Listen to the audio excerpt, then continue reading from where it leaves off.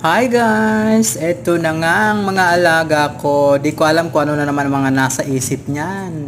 Nag-iisip yan yung mga yan kung ano na naman gagawin nila ngayong araw. Kung may sisirain ba silang mga cordon na naman ng electric fan, cordon ng charger, ganyan ang ginagawa niya sa bahay. Sarap buhay ng mga yan. Pag nalingat ka lang yan, ang chinilas mo putuli na. Ang dami ko ng chinilas na binili. Sila lang ang putol ng putol. Kawawa naman ang tagabili. Yayaman sa amin ang bilihan ng mga chinilas.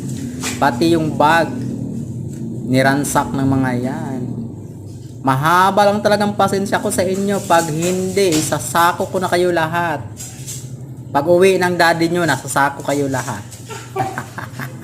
Joke lang guys, mahal na mahal ko yung mga alaga ko. Feeling ko mga anak ko yan.